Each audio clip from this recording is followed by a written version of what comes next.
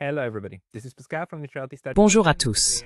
Ici Pascal des études sur la neutralité et aujourd'hui je m'entretiens avec le Dr George Samueli, chercheur principal à l'Institut de politique globale, co-animateur avec Peter Lavelle du podcast The Gaggle et auteur du remarquable livre Bomb for Peace, la guerre humanitaire de l'OTAN contre la Yougoslavie. Les conséquences horribles de cette guerre, non seulement pour la Yougoslavie, la Serbie et tous les autres États successeurs, mais aussi pour l'ensemble de la politique étrangère transatlantique, sont ce dont nous voulons discuter aujourd'hui. Alors George, bienvenue. Très heureux d'être avec vous, Pascal. C'est un plaisir de vous avoir parmi nous, car vous avez écrit ce livre et vous avez été très actif en ligne pour dénoncer les hypocrisies de l'Occident, mais aussi cette propension à la guerre, qui, comme vous le soulignez dans votre livre, a tiré des leçons cruciales pour l'ère post-guerre froide en Yougoslavie. Pourriez-vous nous expliquer cela?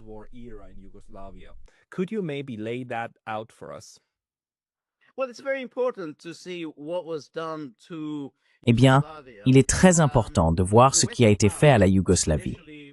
Les puissances occidentales, d'abord l'Allemagne, puis les États-Unis et le Royaume-Uni, se sont employés à détruire un État établi, la République fédérative socialiste de Yougoslavie. Elles l'ont fait en violant toutes les normes du droit international, toutes les normes du droit constitutionnel. Ce qui s'est passé en Yougoslavie, c'est que les premières élections ont eu lieu en 1990 et presque immédiatement, diverses forces nationalistes et sécessionnistes, notamment en Croatie et en Slovénie, se sont précipitées pour quitter la Yougoslavie. Face à cela, on aurait pu penser que les États occidentaux, qui se réclament du droit international, diraient « Eh bien, d'accord, il faut passer par une procédure légale et constitutionnelle. »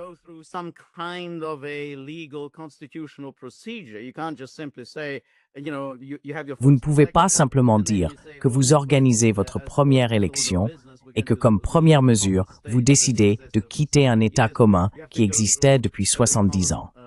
Il faut suivre une procédure constitutionnelle. C'est ce qui se passe normalement. Mais au lieu de cela, l'Allemagne a immédiatement commencé à pousser pour la reconnaissance de la Croatie et de la Slovénie. Et étant donné qu'il n'existait aucun processus constitutionnel formel au sein de la Yougoslavie pour la sécession, parce que la Yougoslavie, contrairement à l'Union soviétique, ne disposait pas d'un tel processus. L'Union soviétique était l'union des républiques socialistes soviétiques, avec 15 républiques. La Yougoslavie n'avait pas ce mécanisme.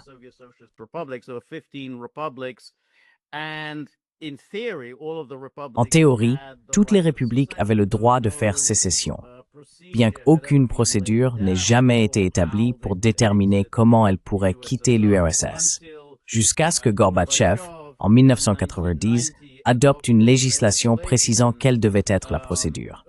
Mais bien sûr, cela a été complètement ignoré par les républiques plutôt opportunistes, en particulier la Russie, l'Ukraine et la Biélorussie. Ainsi, cette procédure, ce qui était légal et constitutionnel, a été ignorée. Mais la Yougoslavie était un peu différente, car la Yougoslavie était la République fédérative socialiste de Yougoslavie, ce qui signifie qu'il s'agissait d'un seul État composé de 6 nations.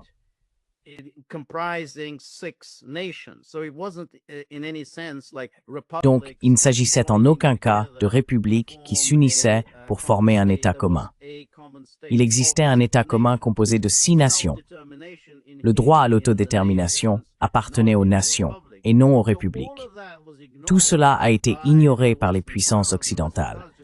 Et les puissances occidentales ont simplement dit « Eh bien, nous allons de toute façon reconnaître ces sécessionnistes. » Et nous allons ignorer les décisions des institutions fédérales légalement établies de la Yougoslavie, en particulier la Cour constitutionnelle fédérale de Yougoslavie, qui avait statué à l'unanimité que la sécession était illégale, que les déclarations d'indépendance de la Croatie et de la Slovénie étaient illégales.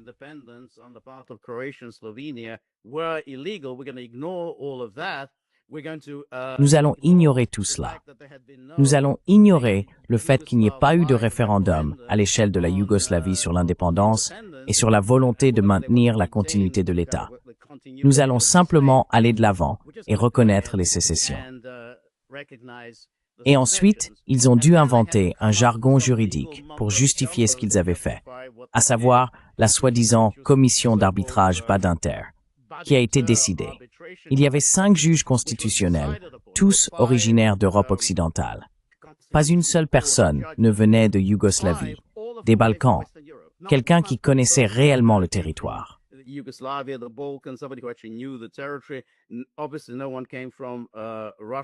Évidemment, personne n'est venu de Russie. Et ce sont eux qui ont tout simplement inventé des décisions absolument ridicules, parmi les plus stupides et les pires jamais prises, pour justifier ce que les puissances occidentales ont fait, à savoir reconnaître la dissolution de la Yougoslavie, la sécession des républiques et ignorer la volonté de tous les peuples de Yougoslavie qui, pour la majorité, voulaient continuer avec l'État commun. Ils ont donc ignoré tous ces souhaits et ont ensuite déclaré « Très bien, maintenant que nous avons notre Yougoslavie morcelée, quiconque n'est pas d'accord, nous lui appliquerons des sanctions. Et à terme, nous utiliserons la force armée. » Désolé, je dois juste vous poser une question à ce sujet, car je ne connais pas ce tribunal. Pouvez-vous me donner l'historique de ce tribunal, ce qu'il était, et comment il fonctionnait?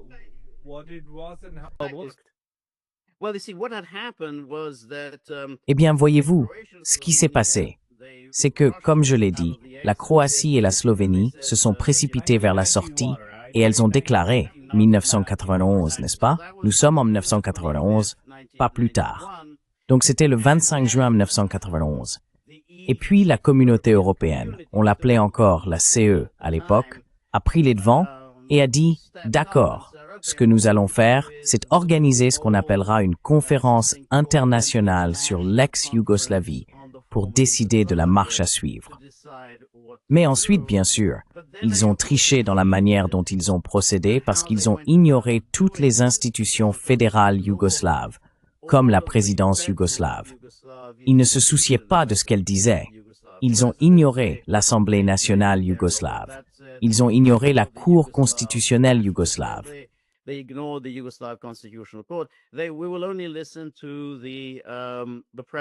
Nous n'écouterons que les présidents des républiques.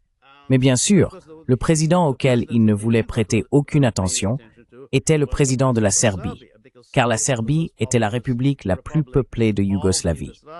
Ils devaient donc ignorer les souhaits des Serbes et de leurs alliés, les Monténégrins, et prêter principalement attention aux sécessionnistes. Ce que fit alors cette conférence internationale sur l'ex-Yougoslavie, ce fut de dire « Bon, tout cela est très compliqué. Ce que nous allons faire, c'est mettre en place une commission d'arbitrage. » Mais cela n'a en réalité jamais fonctionné comme une véritable commission d'arbitrage, car il ne s'agissait pas d'une partie présentant son dossier, puis l'autre, et ensuite d'un arbitre tentant de résoudre les différends.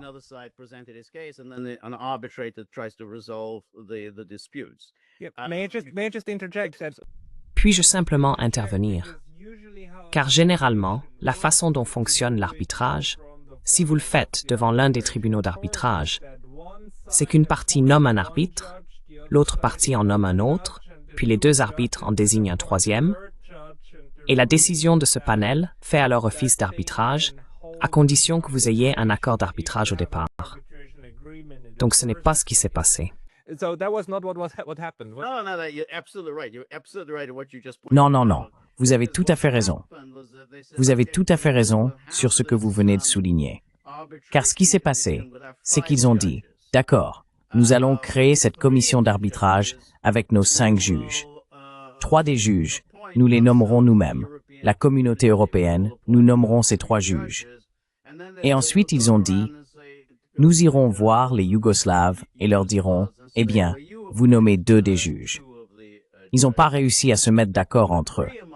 Alors les 3 juges ont dit « D'accord, eh bien nous nommerons les 2 restants. » Et donc, au final, il y avait 5 juges, qui venaient tous, ils étaient tous en fait, présidents des cours constitutionnelles d'Europe occidentale. Il y avait Badinter lui-même, qui était le président de la commission.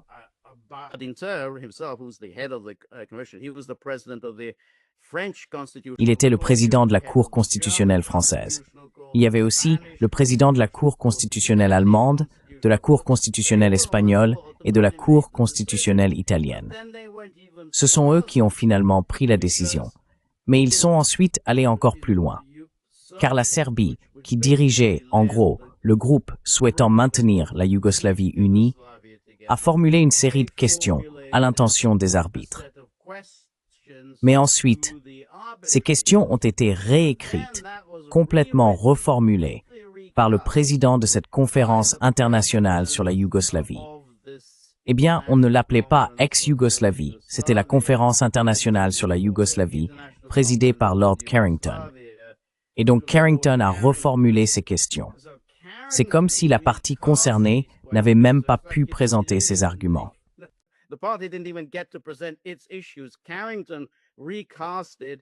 Carrington l'a reformulé de manière à obtenir la réponse souhaitée. Et pourquoi était-ce la réponse souhaitée? Parce que l'Allemagne avait déjà clairement indiqué, nous sommes en décembre 1991, qu'à ce moment-là, l'Allemagne avait déjà déclaré, peu importe la décision que vous prendrez, nous allons reconnaître la Croatie et la Slovénie. Je veux dire, il l'avait déjà dit. Donc, la commission Badinter travaillait déjà selon ce calendrier fixé par l'Allemagne, à savoir qu'elle devait produire des conclusions juridiques qui justifieraient ce que l'Allemagne avait l'intention de faire, car il n'y avait aucune justification juridique pour reconnaître la sécession. C'est tout simplement contraire au droit international. Mais l'Allemagne avait dit qu'elle allait le faire, donc Badinter a dû inventer un raisonnement juridique alambiqué et absurde pour justifier cela.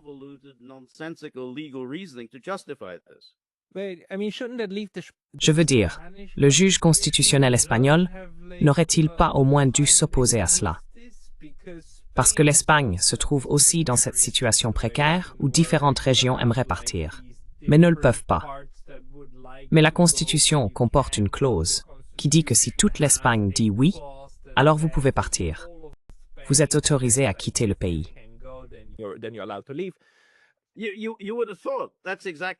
On aurait pu penser que c'était exactement ça, mais ils ont décidé, je suppose, que bien la Yougoslavie est composée de peuples un peu inférieurs, les Balkans. Et donc, ce qui est valable pour l'Espagne, parce que l'Espagne ne reconnaît le droit de personne à faire sécession, ce qui peut s'appliquer à l'Espagne ou à la France ne s'applique pas à la Yougoslavie. Ils ont donc formulé ces conclusions. Et la plus importante était que, eh bien, la Yougoslavie n'est plus un État existant. C'est un État en dissolution. Donc, parce que c'est un État en dissolution, les républiques qui veulent faire sécession ne font pas vraiment sécession. Elles ne font que reconnaître la réalité, à savoir que c'est un État en dissolution.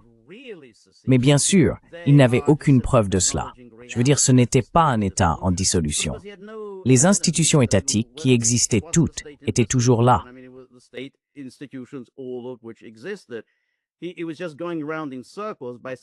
Il tournait en rond en disant, eh bien, puisque la Croatie et la Slovénie veulent se séparer, alors ça doit être un État en voie de dissolution.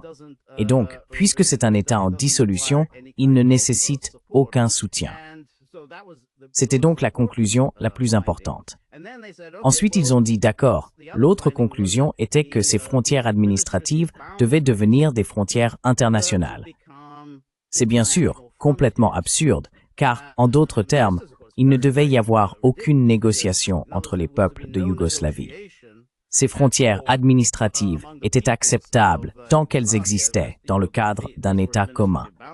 Mais comment peuvent-elles devenir des frontières internationales? Car maintenant, on va se retrouver avec une nation d'un côté, puis une autre nation de l'autre côté de la frontière administrative. Désormais, ils deviennent citoyens d'un autre État.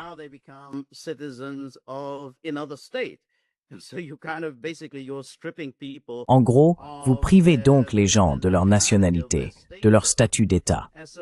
Mais ils ont dit, oh eh bien, nous nous contentons de reconnaître ces frontières comme des frontières internationales. nous ne pouvons pas y toucher. Cela a de nouveau révélé leur hypocrisie, car ces frontières ont été tracées par les communistes. Elles ont été dessinées pendant la Seconde Guerre mondiale par les partisans de Tito. Ils reconnaissaient que celles-ci étaient immuables, mais ils ne reconnaissaient aucune des institutions de la Yougoslavie. Comme je l'ai dit, la Cour constitutionnelle yougoslave avait rendu des décisions très claires, affirmant que la sécession était illégale. Il n'existait aucune procédure dans la Constitution yougoslave permettant aux États de simplement faire leurs valises et partir. Ils ont ignoré tout cela, mais ils ont déclaré que ces frontières tracées par les communistes en 1943 étaient supposément valides 50 ans plus tard.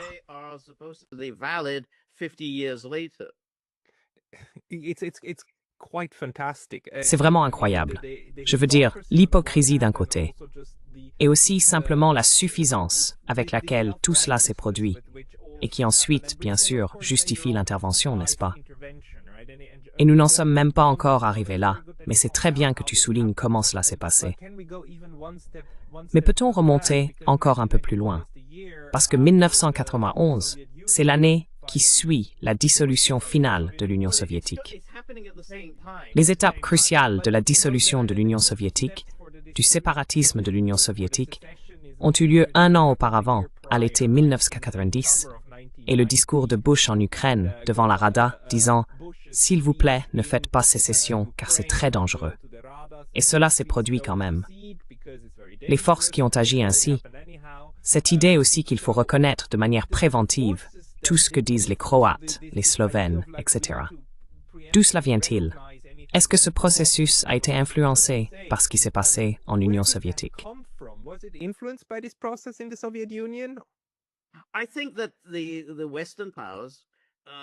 Je pense que les puissances occidentales ont vu cela comme une occasion unique de démanteler l'Union soviétique et de démembrer la Yougoslavie.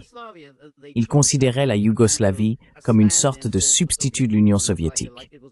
C'était comme une mini-Union soviétique, située en Europe, qui pouvait potentiellement poser problème à l'objectif occidental de l'otanisation de l'ensemble du continent européen. Car la Yougoslavie avait acquis une certaine légitimité en tant qu'État communiste indépendant. Évidemment, elle est arrivée au pouvoir avec l'aide de l'armée rouge pendant la Seconde Guerre mondiale. Mais malgré cela, il y a eu une rupture.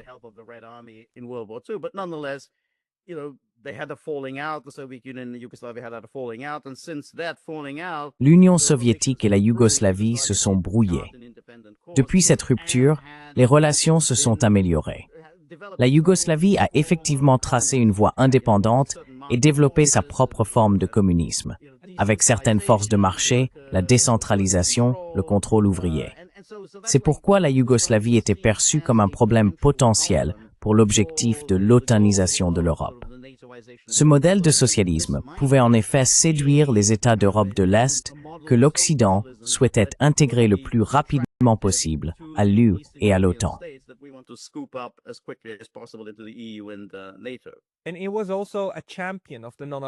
Et c'était aussi un champion du mouvement des non-alignés. C'était un champion du précurseur de l'actuel Sud global, des BRICS, etc. C'était l'exemple européen. Et en ce sens, la Yougoslavie a réussi à rester très neutre dans toute cette affaire de guerre froide. Dans vos recherches, avez-vous trouvé des indices montrant, par exemple, que ce genre de mentalité qui n'est pas avec nous et contre nous se manifestait dans la façon dont les Européens de l'Ouest et aussi les Américains abordaient la Yougoslavie? Oui, absolument.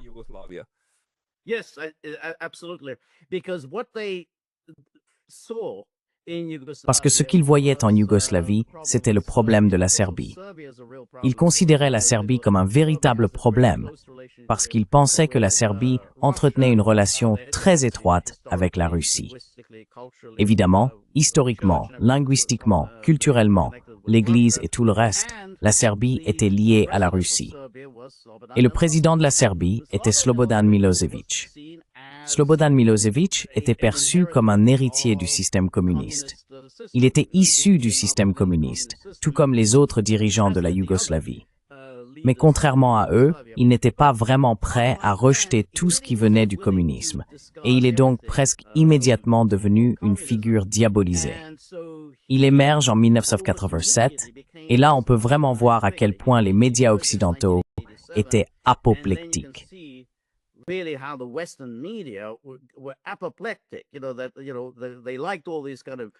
Ils appréciaient tous ces nouveaux types de dirigeants qui émergeaient dans le reste de l'Europe de l'Est, qui voulaient essentiellement s'allier à l'Occident.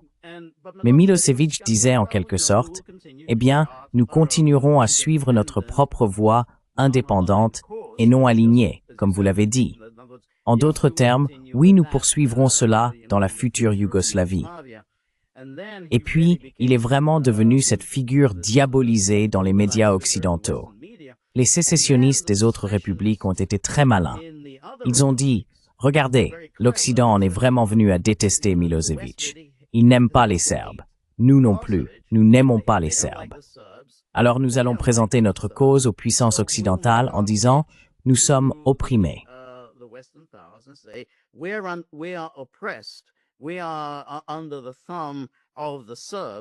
Nous sommes sous la coupe des Serbes, et ils sont tous communistes, et nous essayons de nous libérer des communistes. Et cela a été un argument efficace.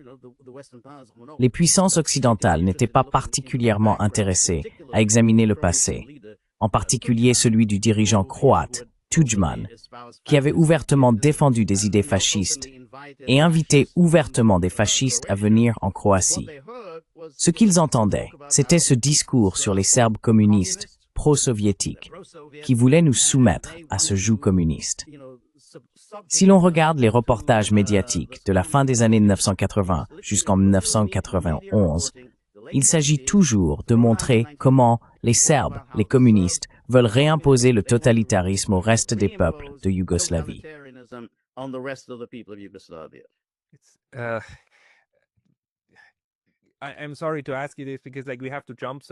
Je suis désolé de vous poser cette question, car nous devons passer d'un sujet à l'autre si rapidement. Il y a tellement de détails à examiner ici. Mais cette approche qui consiste à se concentrer sur des dirigeants individuels, tout en ignorant complètement leur parcours. Franjo Tudjman était à tous égards un communiste. C'était un apparatchik communiste, n'est-ce pas? Et ignorer tout cela, ignorer je veux dire, nous avons vu cela à maintes reprises. Et nous le voyons avec l'Ukraine, n'est-ce pas? Nous voyons avec l'Ukraine une soudaine indifférence à quelque chose qui était pourtant reconnu auparavant, à savoir qu'il existe un nationalisme fasciste d'extrême droite en Ukraine. Et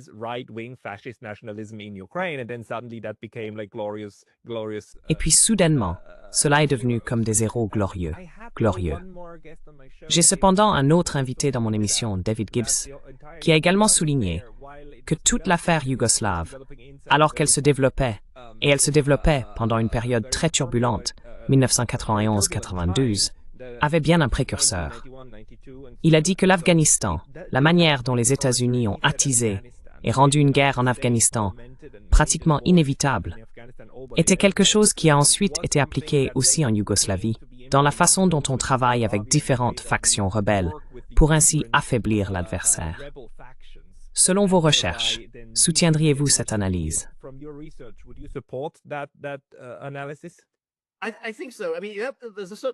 Je le pense. Il y a un certain calendrier à suivre. Nous commençons avec la Croatie. C'est 1991-92. Maintenant, Tudjman, oui, il avait été communiste, mais il s'était brouillé avec les communistes. Il avait été emprisonné par Tito en 1970, dans le cadre du printemps croate, qui était la renaissance du nationalisme croate. C'est une affaire sérieuse quand on commence à raviver le nationalisme croate. Surtout, tout le monde, et en particulier les Serbes, se souviennent des horreurs de l'État fasciste pendant la Seconde Guerre mondiale. Tudjman était très associé à cela. Par exemple, la journaliste britannique Nora Beloff, une véritable experte des Balkans, a écrit, je crois vers 1991, à une époque où personne ne prêtait vraiment attention à cela. Elle a dit, « Écoutez, j'ai rencontré Tudjman en 1980. Et ce qui m'a frappé immédiatement en le rencontrant, c'était en 1980, encore à l'époque communiste. Il détestait les Serbes.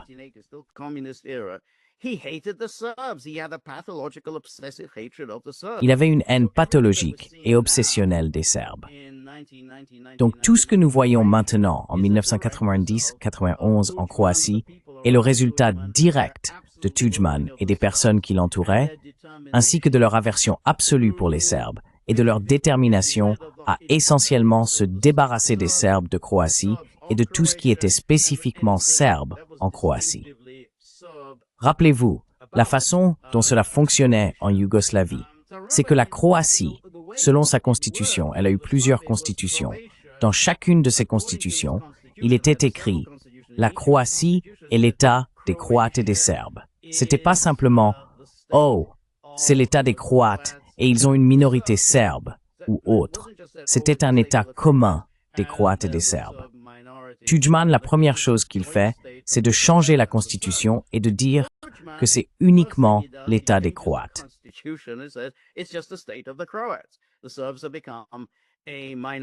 Les Serbes sont devenus une minorité. Ainsi, en étant une minorité, Tudjman peut commencer à prendre ses décisions constitutionnelles, comme organiser un référendum sur l'indépendance auquel les Serbes s'étaient opposés. En disant, eh bien, nous avons maintenant changé la Constitution. Nous n'avons plus besoin de prêter attention à ce que la minorité serbe a à dire. Voilà pour 1991.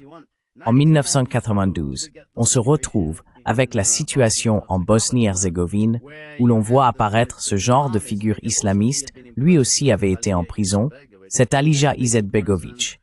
Il avait été en prison, eh bien, il a été emprisonné après la Seconde Guerre mondiale pour avoir collaboré avec les nazis, mais ensuite il a été incarcéré sous la Yougoslavie pour son islamisme. Et puis il y a le système de propagande occidentale qui vient nous dire, eh bien, Izetbegović, il est très laïque, c'est un musulman laïque.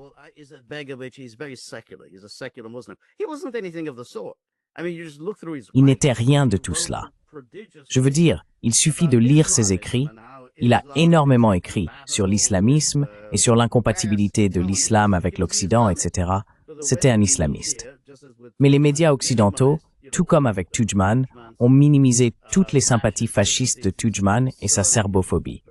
Ils ont donc présenté Izetbegović comme une sorte de musulman laïque. Mais je pense que simplement en termes de répartition des rôles, la Croatie et la Slovénie étaient en quelque sorte des projets allemands, tandis que la Bosnie-Herzégovine était un projet américain.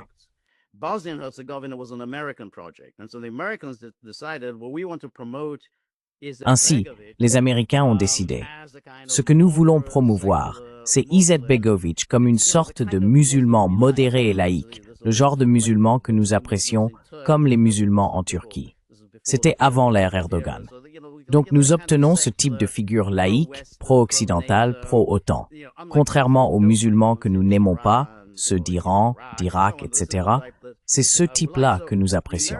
Les Américains ont donc embrassé la cause d'Izetbegović et ils étaient très désireux de pousser à l'indépendance de la Bosnie-Herzégovine, ce qui était très problématique, car les musulmans ne représentaient en réalité que 43% de la population.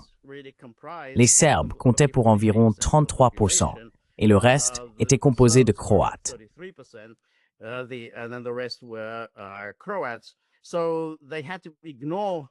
Ils ont donc dû ignorer la démographie de la Bosnie-Herzégovine et continuer à pousser pour l'indépendance, tout en sachant parfaitement que les Serbes ne l'accepteraient tout simplement pas, car ils disaient « Nous avons le droit à l'autodétermination nationale. Nous voulons rester une partie de la Yougoslavie. Pourquoi devrions-nous être exclus de la Yougoslavie à cause d'Izetbegović? Et nous ne voulons certainement pas être gouvernés par quelqu'un qui est islamiste. » Ainsi, les Serbes de Bosnie-Herzégovine ont dit « Eh bien, nous voulons partir. Nous voulons rester une partie de la Yougoslavie. » Ils ont bien sûr été absolument et férocement dénoncés par les puissances occidentales et rapidement placés sous sanctions. Finalement, ils ont été bombardés en 1994 et 1995.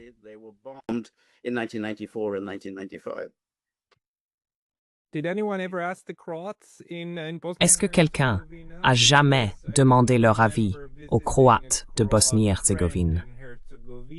Parce que je me souviens avoir rendu visite à un ami croate en Herzégovine, et il m'a montré, là-haut dans les collines, la petite grotte où pendant 150 ans, ils pratiquaient le catholicisme en secret parce que c'était interdit sous l'Empire ottoman et l'occupation. Alors est-ce que quelqu'un a demandé leur avis aux Croates? Parce qu'au bout du compte, il aurait peut-être mieux valu rester avec la Yougoslavie si les choses s'étaient compliquées.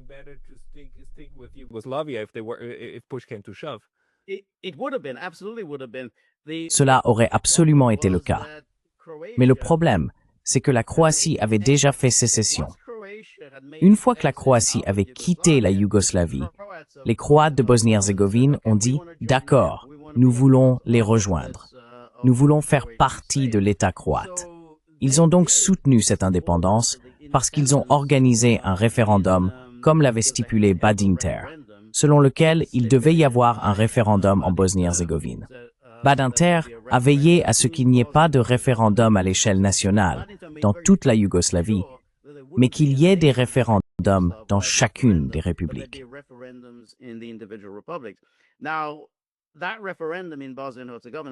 Ce référendum en Bosnie-Herzégovine a été boycotté par les Serbes parce qu'ils affirmaient qu'il violait la constitution de la Bosnie-Herzégovine, laquelle stipule « Aucun changement constitutionnel ne peut être adopté s'il est rejeté par l'une des 3 nations constitutives de la Bosnie-Herzégovine. » Les Serbes y étaient opposés. Ils sont l'une des nations constitutives. On ne peut pas avoir de constitution. On ne peut pas avoir de référendum. C'est une violation de la Constitution. Néanmoins, ils ont poursuivi avec le référendum. Mais en Turquie, rien concernant la Constitution. Maintenant, les Croates ont soutenu cela parce qu'ils voyaient l'indépendance de la Bosnie comme la première étape. La deuxième étape, ils feraient sécession de l'État indépendant de Bosnie et rejoindraient la Croatie.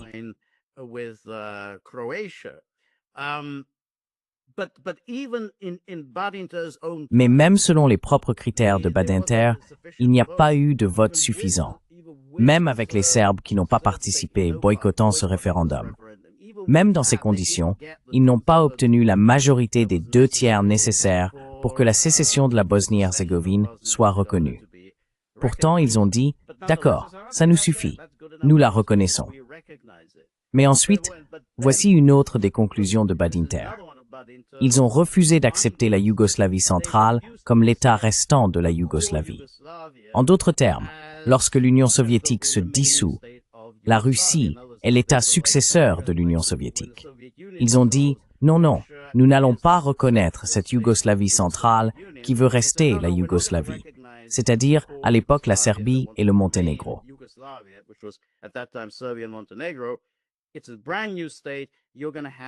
C'est un tout nouvel État. Vous allez devoir redemander l'adhésion à l'Organisation des Nations Unies. Et bien sûr, lorsque la Serbie et le Monténégro, ce qui restait de la Yougoslavie, ont déclaré « Nous n'allons pas redemander car nous sommes la continuation de la Yougoslavie », ils ont été immédiatement exclus de l'ONU. Ainsi, tout au long des conclusions de la commission Badinter, ils se sont assurés de récompenser les sécessionnistes. Et toutes les personnes, il faut dire que au moins 50% de la population de la Yougoslavie souhaitaient que l'État continue d'exister. Ces personnes-là, ces plus de 50% qui voulaient la continuité de la Yougoslavie, ont été absolument, résolument ignorés. Ils n'ont rien obtenu. Rien de la part de Badinter.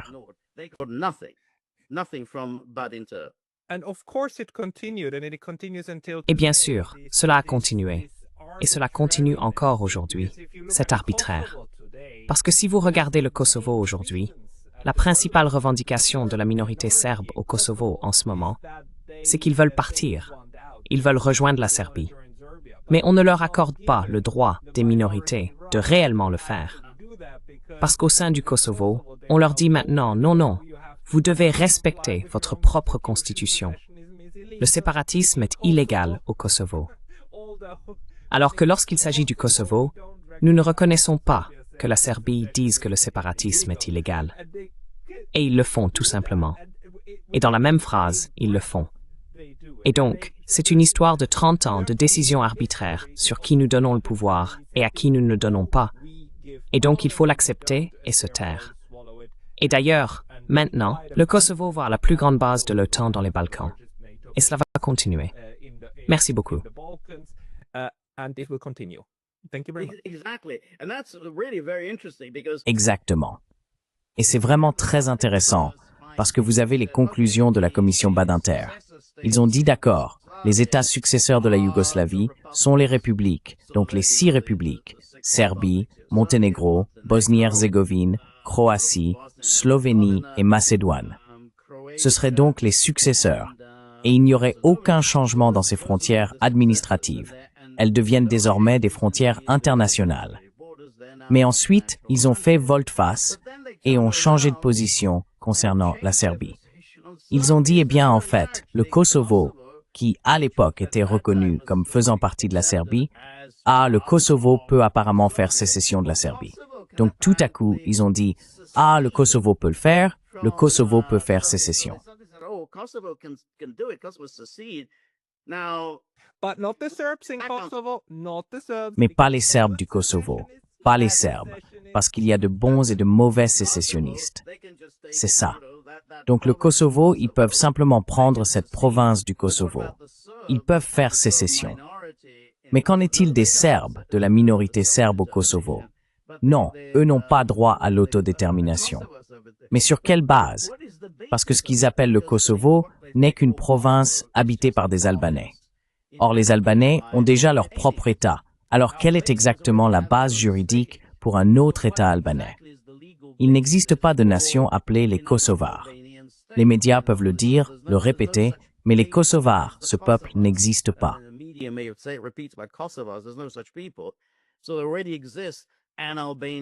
Il existe donc déjà un État albanais. C'est pourquoi, selon la constitution de la Yougoslavie, les Albanais de Yougoslavie étaient considérés comme une minorité nationale et non comme une nation constitutive, car leurs aspirations nationales avaient déjà été satisfaites dans l'État albanais. On dit alors, d'accord, le Kosovo existe en tant qu'État, donc nous allons l'accorder aux Albanais. Mais qu'en est-il des Serbes, qui, après tout, étaient une nation constitutive de la Yougoslavie? Ils ont leur État, la Serbie. Pourquoi ne peuvent-ils pas rejoindre l'État serbe?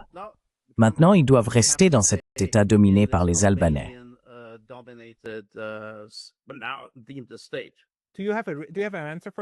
Avez-vous une réponse à cela?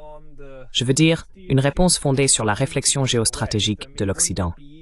Je veux dire, ne serait-il pas plus simple de se débarrasser du problème serbe, en les laissant simplement rejoindre la Serbie, et ainsi avoir un Kosovo entièrement agréable et respectueux des valeurs occidentales? Kosovo left. Je pense qu'ils ont tout fait pour humilier les Serbes autant que possible. Et je pense aussi qu'ils se sont dit que s'ils faisaient cela, cela donnerait des idées, ce qui reste un problème pour eux actuellement, aux Serbes de la Republika Srpska en Bosnie-Herzégovine, qui voudraient partir. Et ils veulent évidemment partir. Ils voudraient rejoindre la Serbie. Alors, ils ont imaginé toutes ces méthodes alambiquées pour essayer de maintenir les Serbes sous contrôle, pour essayer de les humilier autant que possible. Ainsi, les Serbes doivent rester au Kosovo, essentiellement dans leurs enclaves, dans cette province dominée par les Albanais, et les Serbes de la Republika Srpska doivent rester au sein de l'État de Bosnie-Herzégovine, qui n'est même pas vraiment un véritable État.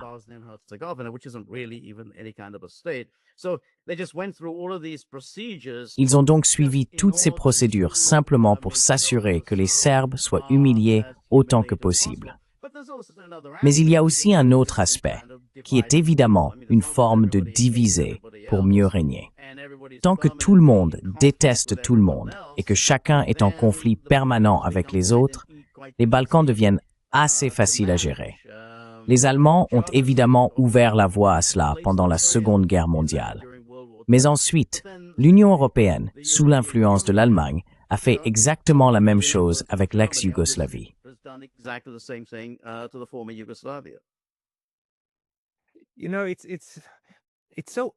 Vous savez, c'est tellement laid. C'est tellement laid parce que ça coûte aussi tant de vies.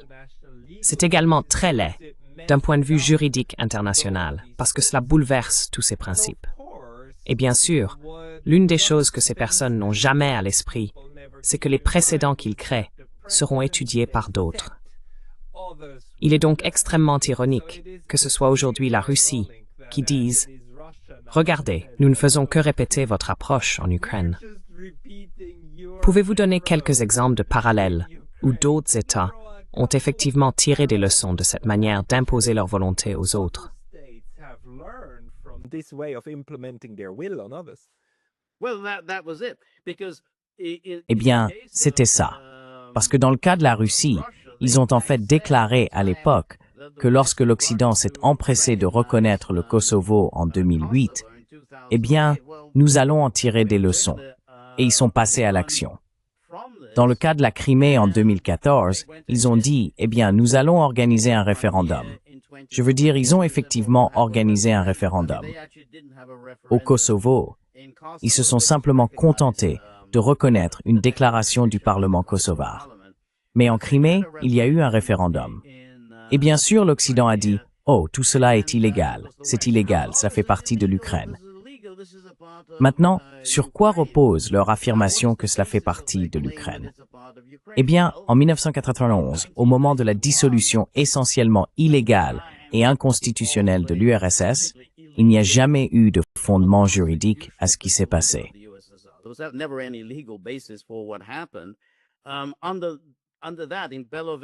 À ce moment-là, à Belovesh, en décembre 1991, telles étaient les frontières de l'Ukraine.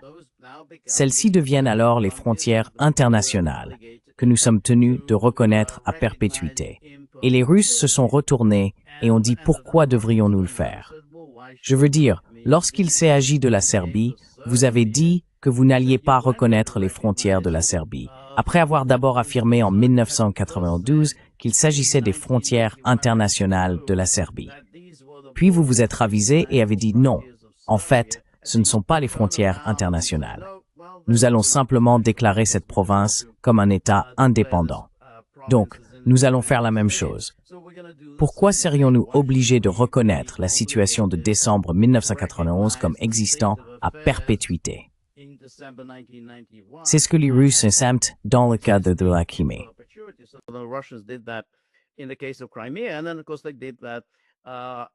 Et puis, bien sûr, ils ont fait cela dans le cas du Donbass au départ, les régions de Donetsk et de Lugansk. Et ensuite, bien sûr, ils ont ajouté Kherson et Zaporozhye. Donc, ils ont dit, très bien, ceci fait désormais partie de la Fédération de Russie. Maintenant, l'Occident s'écrie, oh, le droit international, on ne peut pas changer les frontières internationales. Mais vous l'avez fait dans le cas de la Yougoslavie. Vous avez simplement dissous un État existant. Vous l'avez fait en violation non seulement de l'acte final d'Helsinki de 1975, mais aussi de toutes les déclarations des Nations Unies, alors qu'en principe, il ne faut reconnaître aucune forme de sécession. Cela a été considéré comme faisant partie des actes inamicaux envers d'autres États. La déclaration de 1970 sur les actes inamicaux envers d'autres États.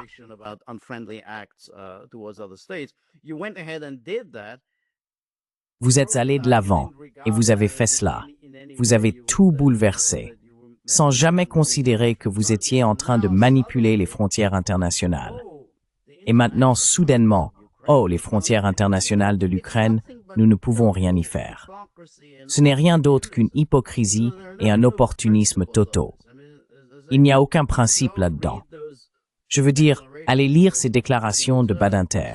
Certaines des conclusions juridiques les plus ridicules émises par les meilleurs juristes constitutionnels d'Europe occidentale. Les absurdités qu'ils ont produites. Ensuite, vous voyez comment, soudainement, les puissances occidentales proclament très solennellement « Eh bien, nous devons respecter le droit international. Nous ne pouvons pas simplement commencer à modifier les frontières internationales. » Eh bien, c'est ce que vous avez fait. Vous l'avez fait pour la Yougoslavie encore et encore.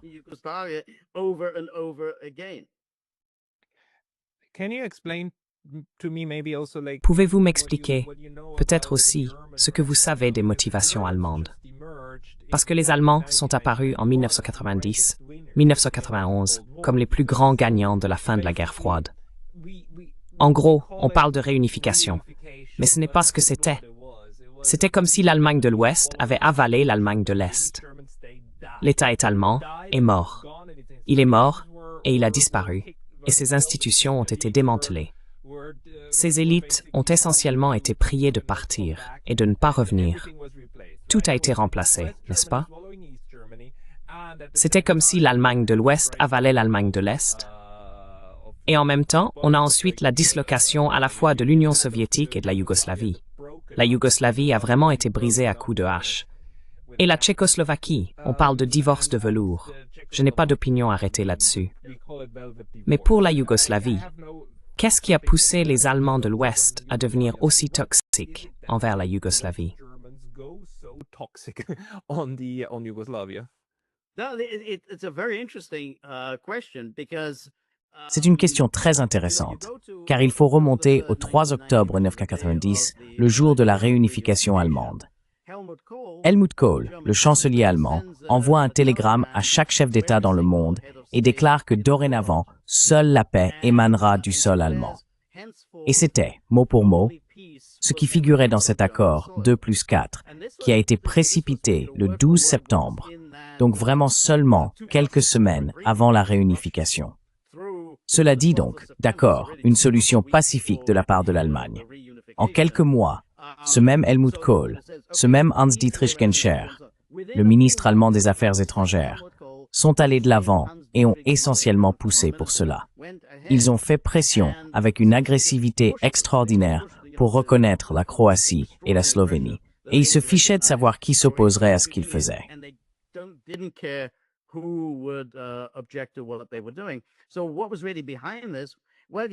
Alors, qu'est-ce qui se cachait vraiment derrière tout ça? Eh bien, je pense que l'Allemagne affirmait sa position en Europe, contrairement à toutes les déclarations qu'elle avait faites. Et pour être honnête, je dois dire que c'est un schéma récurrent de l'Allemagne depuis la réunification. Je pense qu'ils ont joué le jeu. L'Allemagne a en quelque sorte joué le jeu pendant toutes ces années. Oh, nous sommes différents. Nous avons changé. Nous ne sommes intéressés par aucune forme d'agression. Nous voulons travailler avec nos voisins, avec tous nos partenaires. Nous n'allons tout simplement pas refaire ce que nous faisions auparavant. Regardez l'Allemagne aujourd'hui. L'Allemagne dit désormais ouvertement « Nous sommes en conflit avec la Russie ». C'était le chancelier Merz l'autre jour. Annalena Baerbock a dit « Nous sommes en guerre avec la Russie ». Il aurait été presque impensable qu'un gouvernement allemand dise cela. L'Allemagne s'affirme à nouveau. Donc ils l'ont fait au départ. La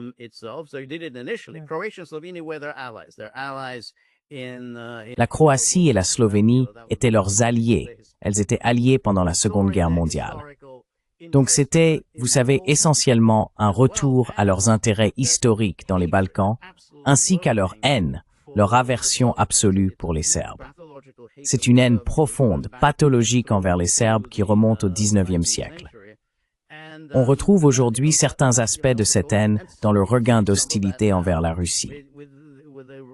Cela imprègne l'ensemble des médias allemands. Si vous parlez avec des Allemands, ils vous diront que c'est le jour et la nuit. Les médias allemands débordent littéralement de haine envers les Russes, rappelant les années 1930, la véhémence contre la Russie, et le refus d'envisager ne serait-ce qu'un point de vue légèrement différent, d'essayer d'écouter les arguments de la Russie ou quoi que ce soit de ce genre. On ne retrouve rien de tout cela dans le discours public allemand.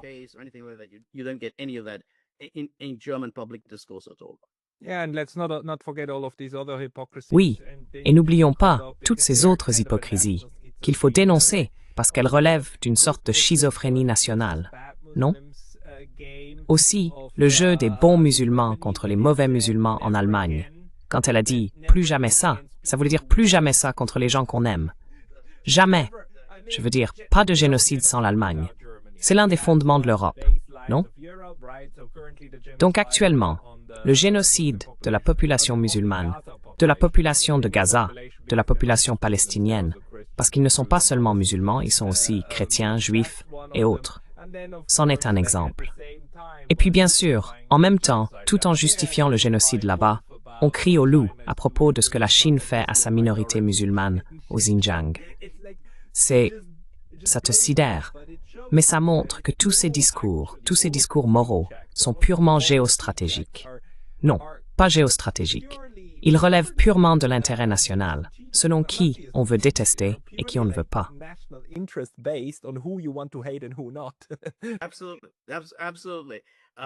Absolument. Évidemment, il y a les Palestiniens. Ils s'en moquent complètement.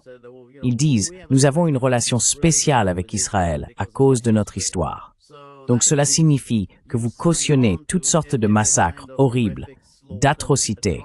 Cela ne vous importe pas parce que vous avez une relation spéciale avec Israël. Donc cela ne les intéresse pas. Mais ils se soucient des Tchétchènes. Pendant les années des guerres de Tchétchénie en Russie, les Allemands étaient en première ligne, absolument indignés par ce qui était infligé aux Tchétchènes. Donc ceux-là étaient les bons musulmans parce qu'ils étaient contre les Russes.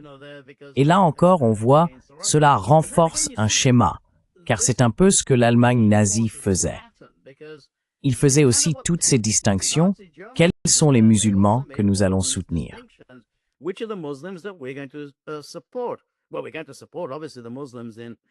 Eh bien, nous allons évidemment soutenir les musulmans en Bosnie-Herzégovine. Ils sont bons parce qu'ils sont contre les Serbes. Donc, nous soutiendrons les musulmans. Au sein de l'Union soviétique, ils seront de notre côté, un peu comme les musulmans en Turquie. Donc, essentiellement, on prend ces décisions arbitrairement, entièrement en fonction du jeu géopolitique auquel on joue.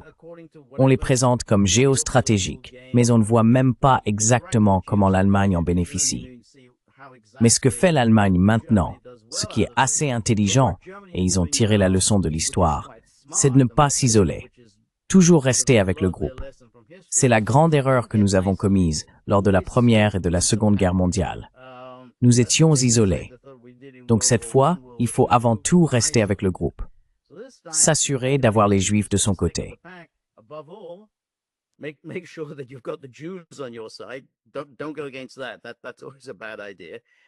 Ne va pas à l'encontre de cela. C'est toujours une mauvaise idée. Assure-toi d'être du côté des États-Unis et du Royaume-Uni. Tant que tu fais partie de la majorité, tu peux à peu près faire ce que tu veux. C'est pour cela que l'Allemagne est parfaitement satisfaite de continuer à financer le massacre en Palestine, d'armer Israël, et s'en sort essentiellement en disant « Oh, nous avons cette relation spéciale.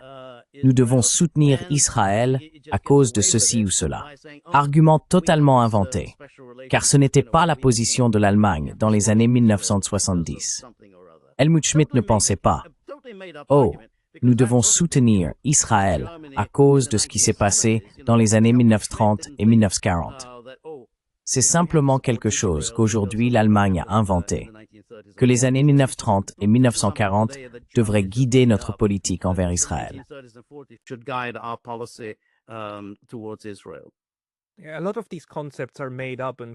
Beaucoup de ces concepts sont inventés de toutes pièces, puis on prétend qu'ils ont toujours existé. Surtout les actes de langage répétés, ceux qui finissent par s'ancrer dans l'esprit des gens. Prenons un autre exemple. L'ordre international fondé sur des règles. On nous fait croire que cette expression existe depuis 1945. En réalité, elle a été inventée il y a moins de 10 ans, car avant cela, personne ne l'appelait ainsi. C'est juste une autre façon de justifier des approches arbitraires du droit international.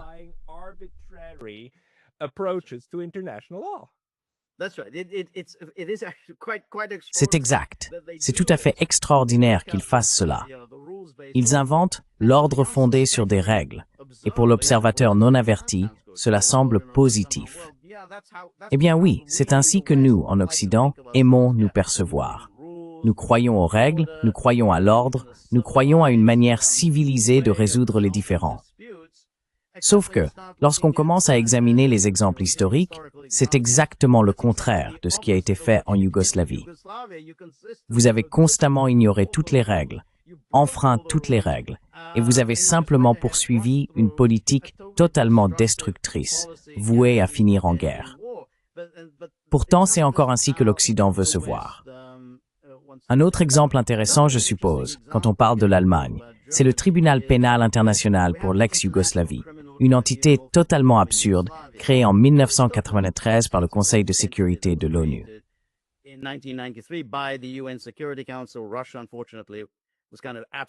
La Russie, malheureusement, était en quelque sorte absente sans autorisation à l'époque et a soutenu cela. Et puis bien sûr, ils ont essentiellement envoyé des Serbes, pratiquement l'ensemble de la direction serbe, en prison, avec des peines à perpétuité. Je veux dire, les peines à perpétuité sont la norme.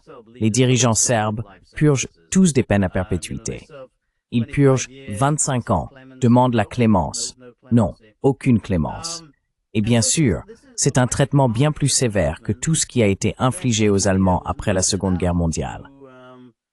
Maintenant, mettons de côté le premier procès de Nuremberg et les principaux dirigeants nazis qui ont été exécutés, mais pas tous. Certains ont été acquittés. Personne n'est acquitté au TPII, mais certains ont été acquittés.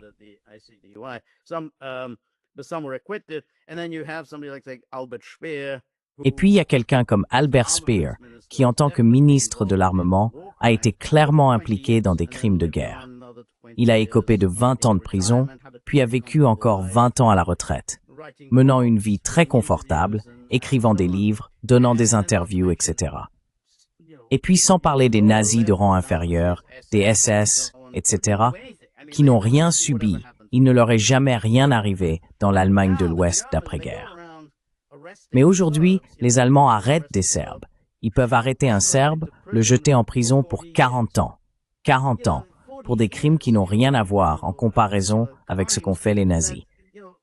Donc encore une fois, les Allemands présentent cela comme « Oh, nous devons le faire. À cause de notre passé particulier, nous ressentons très fortement la question des crimes de guerre.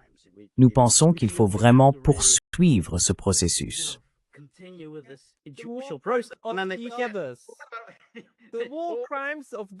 Les crimes de guerre commis par ceux qui ne sont pas de votre côté, ce sont ceux-là les mauvais. On le voit en ce moment. Ils s'indignent d'un crime de guerre lorsqu'il vient de la Russie, mais pas des autres. On voit à quel point ils se soucient de chaque vie perdue le 7 octobre, mais pas d'une seule de celles qui meurent sous les bombardements.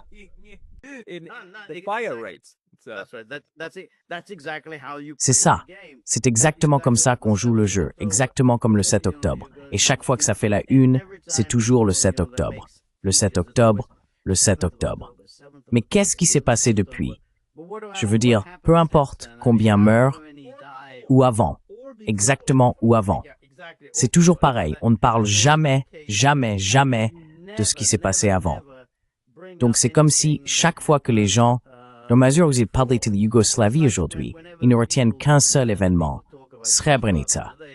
Oh, Srebrenica.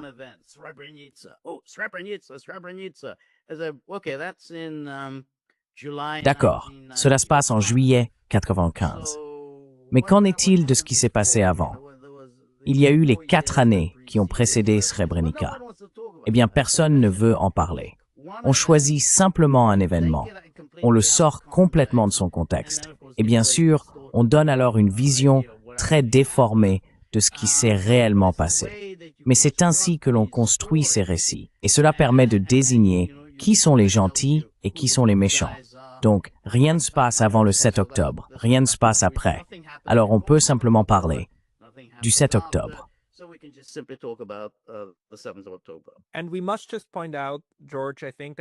Et il faut simplement souligner, George, que je pense que c'est une pure coïncidence, une coïncidence historique, que nous soyons toujours du bon côté de l'histoire. C'est une pure coïncidence. Si jamais nous n'étions pas du bon côté de l'histoire, nous l'apprenons 200 ans plus tard, et alors nous nous rachetons en ajoutant des mentions dans nos signatures d'email, vous savez, en reconnaissant les terres autochtones de ces peuples, et ainsi de suite. 200 ans plus tard, puis-je simplement changer de sujet un instant et aborder ceci, comment fonctionne l'Occident ou comment fonctionne cette mentalité, en vous citant un passage de votre livre, car vous avez une très belle conclusion où vous citez Tony Blair.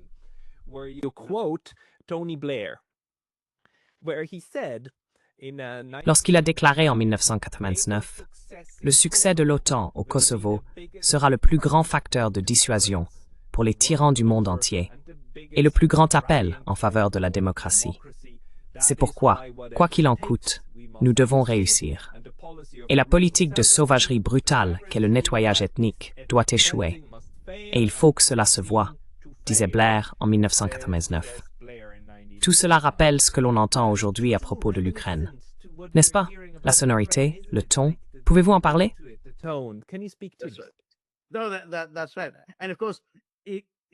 C'est exact. Et bien sûr, ce qu'ils ont fait en 1999 était manifestement complètement illégal. Cela a eu exactement l'effet inverse de ce qu'ils voulaient. C'était censé être humanitaire, mais en réalité, cela a été absolument destructeur et dévastateur. Ils prétendaient vouloir empêcher des crimes de guerre. Or, selon le TPIY, cela n'a fait qu'augmenter les crimes de guerre. Et puis bien sûr, l'afflux de réfugiés qui aurait soi-disant provoqué les bombardements. L'afflux de réfugiés, évidemment, a augmenté de façon exponentielle à cause des bombardements. Mais comme la Serbie était relativement facile à vaincre, l'OTAN et Tony Blair se sont beaucoup félicités eux-mêmes.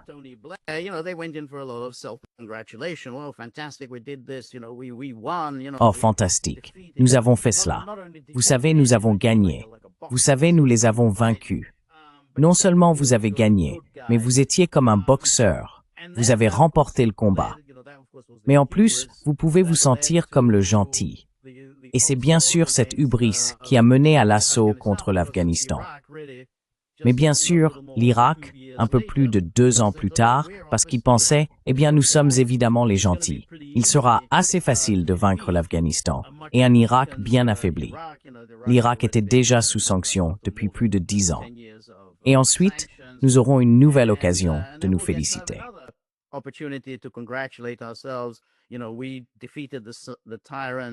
Nous avons vaincu le tyran Saddam Hussein et tout le reste. Mais ensuite, comme vous le dites, ce qui se passe quand cette guerre tourne mal, c'est qu'au bout de quelques années, il y a une révision rapide. Oui, c'était une erreur. On n'aurait probablement pas dû faire ça. Et donc on se demande, quel est le consensus aujourd'hui? Oui, on aurait probablement dû laisser tomber celle-là. Mais personne ne disait cela à l'époque. Ils disaient, il faut y aller.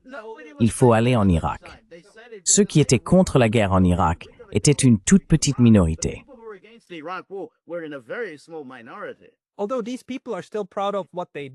Bien que ces personnes soient encore fières de ce qu'elles ont fait, même si elles disent que l'Irak était un chaos, elles affirment toujours que c'est une bonne chose que Saddam Hussein soit parti. Et vous savez, dans l'ensemble, le résultat positif a été atteint, même si les moyens étaient désordonnés. Et si je demande à ces personnes qui disent « on ne peut pas attaquer une nation souveraine », et que je leur dis « eh bien, vous avez attaqué l'Irak, non ?» Elles répondent « ce n'est pas la même chose. On ne peut pas comparer.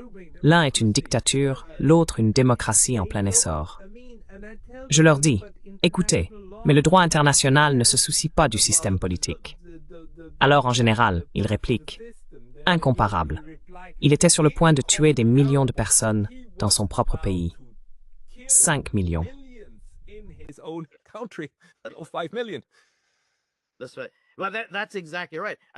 Eh bien, c'est tout à fait exact. Et ce sont précisément les justifications qui étaient avancées à l'époque lors des débats sur l'invasion de l'Irak. Et nous disions, écoutez, j'argumentais en disant c'est une nation souveraine. Je veux dire, regardez la Charte des Nations Unies. Il n'y a rien dans la Charte des Nations Unies qui dise que toutes les démocraties ne sont pas, vous savez, des cibles ouvertes. On ne peut pas attaquer un pays simplement parce qu'on n'aime pas sa forme de gouvernement. Il n'y a rien dans la Charte des Nations Unies qui dise que tous les États, quels que soient leurs arrangements internes, sont des cibles légitimes. Mais ensuite, ces personnes qui font ces extrapolations fantaisistes du droit international, comme je le disais à propos de la commission Badinter, et ensuite du tribunal pénal international pour l'ex-Yougoslavie, ils inventent tout cela.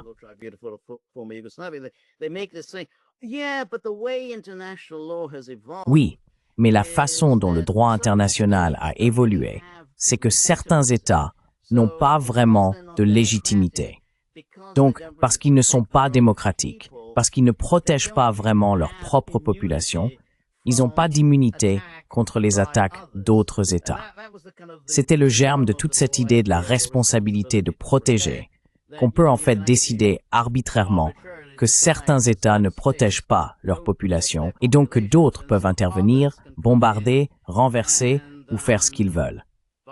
On a dit que c'était un argument avancé à propos de l'Irak. Et tu as raison. Il y a des gens qui justifient encore l'Irak. Eh bien, au moins, on s'est débarrassé de Saddam Hussein.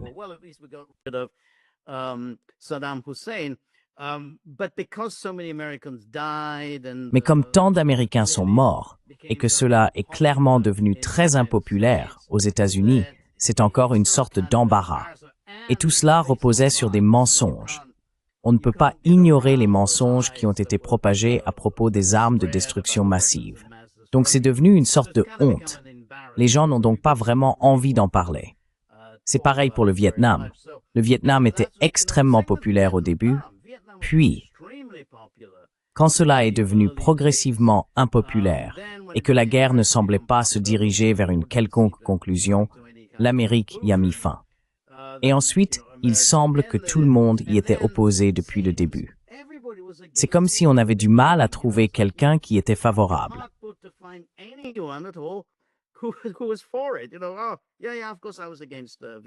Oui, bien sûr que j'étais contre le Vietnam. C'est toujours comme ça que ces choses fonctionnent.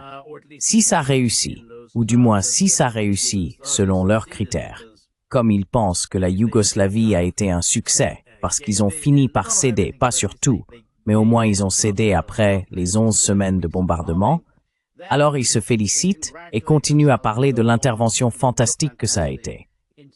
Si ça ne marche pas, alors ils disent simplement que ça n'a pas vraiment fonctionné. Mauvaise guerre, au mauvais endroit, au mauvais moment. Tu sais, on fera mieux la prochaine fois.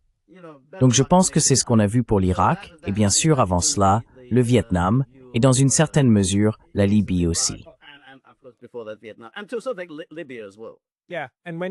Oui, et quand ça ne se termine pas bien, et surtout si tu dois partir, alors tu imposes aussi des sanctions écrasantes, juste pour étouffer ce qui reste du chaos que tu as créé. Et l'Afghanistan en est là actuellement, non? Mais bon. C'est également vrai pour le Vietnam. Dans le cadre des accords de paix de Paris, les États-Unis avaient promis une aide considérable au Vietnam pour aider à reconstruire le pays. Pas un sou. Les États-Unis n'ont pas versé un seul centime au Vietnam après les accords de Paris. Les sanctions ne s'appliquaient pas, mais elles sont restées en vigueur jusqu'à ce qu'il y ait un changement de régime souhaité par l'Occident.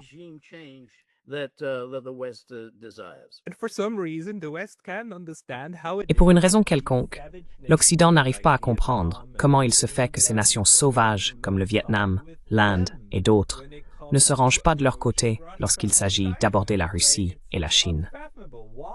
C'est impensable. Pourquoi? Pourquoi cela serait-il? Mais bref, pour conclure, une toute dernière question. Diriez-vous que la Yougoslavie a représenté l'aboutissement de la victoire de l'Occident dans la guerre froide? Ou bien était-ce le début, le nouveau modèle pour imposer l'hégémonie aussi longtemps que possible?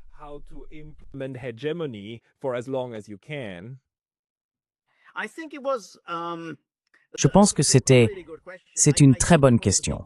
Je pense que c'était le début de ce qu'on pourrait appeler le moment unipolaire. Oui, et je trouve très intéressant qu'avec l'effondrement de l'Union soviétique, cela ait été l'occasion pour l'Occident d'affirmer essentiellement sa domination, en particulier sur le continent européen, mais évidemment aussi en s'étendant vers l'Eurasie. Pour l'Occident, je pense que l'issue de la Seconde Guerre mondiale n'a pas vraiment été très satisfaisante, car c'est essentiellement l'Union soviétique qui a brisé la colonne vertébrale de la Wehrmacht, et l'Occident a dû l'accepter.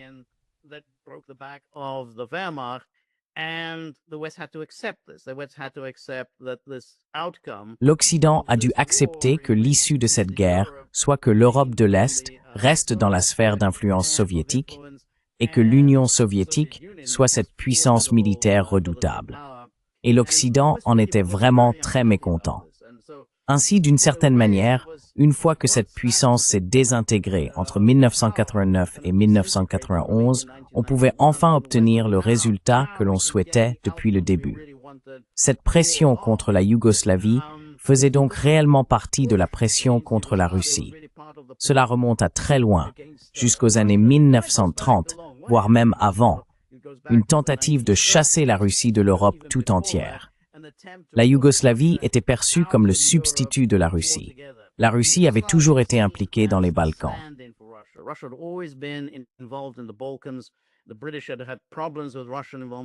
Les Britanniques avaient rencontré des problèmes avec l'implication de la Russie dans les Balkans. Les Serbes étaient considérés comme les alliés de la Russie.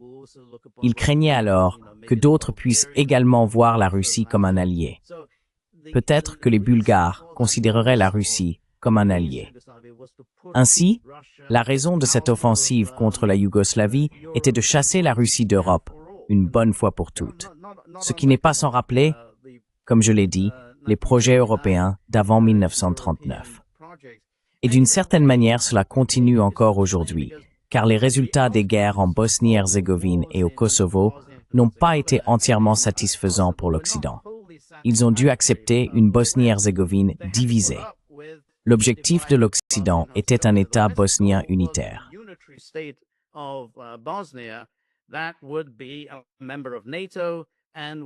Cela concernerait un membre de l'OTAN qui recevrait ses ordres de Bruxelles. Ils ont dû accepter cette confédération lâche comprenant un sous-État de Bosnie. Et c'est ce qu'ils font actuellement, maintenant qu'ils ont écarté ce dirigeant, Milorad Dodik, du pouvoir en République serbe de Bosnie. L'Occident voit là une occasion de revenir sur ce qu'il avait dû accepter en 1995 à Dayton, à savoir la création de l'entité serbe. Il pourrait désormais agir et tenter de dissoudre complètement l'entité serbe en Bosnie-Herzégovine. Il en va de même pour la Serbie et le Kosovo. Ils n'ont toujours pas réussi à forcer la Serbie à renoncer au Kosovo. C'est pourquoi l'Occident poursuit ce programme.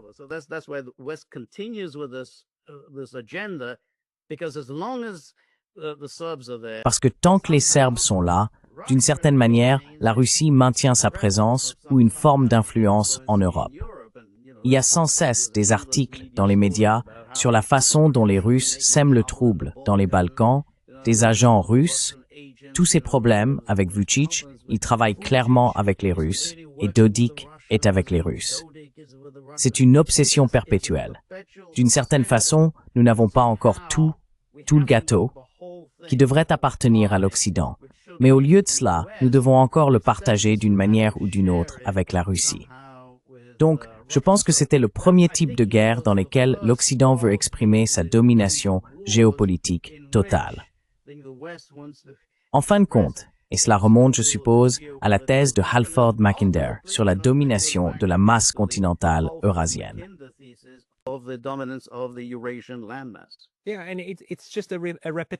Oui, et c'est simplement une répétition de la stupidité de ne pas accepter un oui comme réponse, parce que les Serbes veulent rejoindre l'UBL.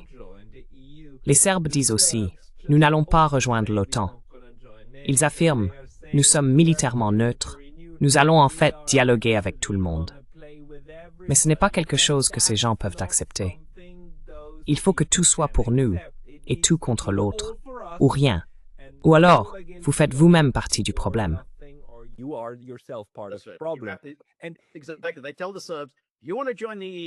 Ils disent aux Serbes, vous voulez rejoindre l'UMLR.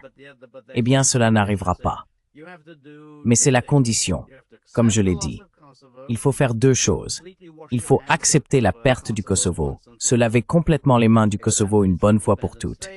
Accepter que c'est un État indépendant, et il faut se couper de la Russie. Imposer des sanctions à la Russie, couper tout commerce avec la Russie. Voilà les conditions. Si vous voulez rejoindre notre club, c'est ce que vous devez faire. Ils sont pas prêts à le faire. Ils aimeraient faire partie de l'UBRMA, mais ils ne sont pas prêts à tout sacrifier. Mais c'est, les Européens et les Américains exigent d'eux.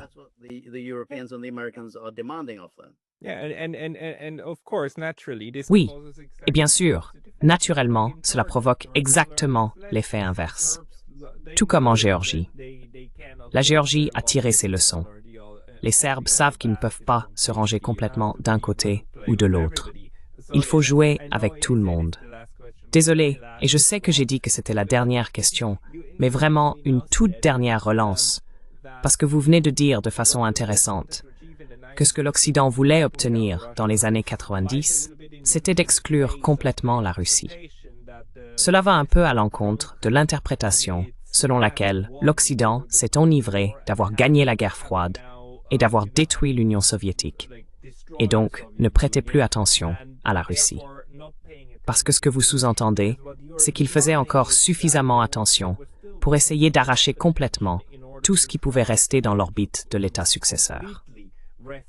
Comment voyez-vous cela?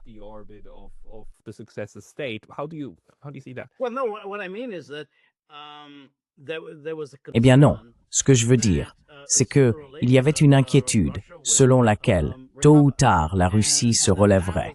Et il fallait s'assurer que même si cela arrivait, si la Russie se relevait, et ils allaient tout faire pour que la Russie ne se relève pas, ils feraient tout leur possible pour créer un maximum de problèmes à l'intérieur de la Russie. Mais ils voulaient aussi s'assurer que si la Russie se relevait, il ne resterait rien à quoi elle pourrait revenir. Tous les États d'Europe de l'Est auraient été intégrés à l'OTAN et à l'UOCAMOR. Et en particulier, le vrai problème pour l'Europe et les États-Unis, c'était les Balkans, car c'était la seule région où il existait un véritable attachement sentimental à la Russie, remontant au XIXe siècle et aussi à la Première Guerre mondiale, lorsque la Russie était entrée en guerre et s'était détruite pour la Serbie. C'était donc l'une des craintes.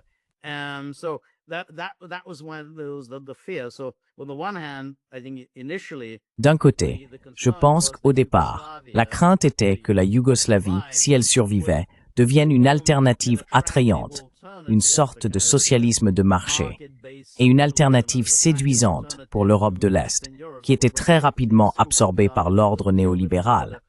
Ils voulaient donc s'assurer que cela soit détruit. Mais après cela, une fois que c'était détruit, et qu'il était clair que la Yougoslavie ne survivrait pas, ils ont dû s'occuper de la Serbie. Car tant que la Serbie existait, tant que les Serbes étaient là, le peuple dominant dans les Balkans, la Russie garderait une certaine influence en Europe. Et je pense que c'est pour cela qu'ils ont dû avancer, pousser l'expansion de l'OTAN, puis continuer à exercer de plus en plus de pression contre les Serbes, pour s'assurer que nous n'ayons plus jamais à avoir la Russie sur notre continent.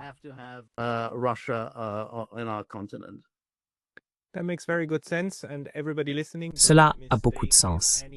Et à tous ceux qui écoutent, ne confondez pas ce que George a dit avec un grand plan directeur des marionnettistes.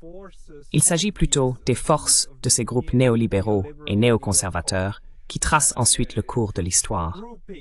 George Samueli, si les gens veulent vous suivre, ils devraient avant tout écouter votre podcast.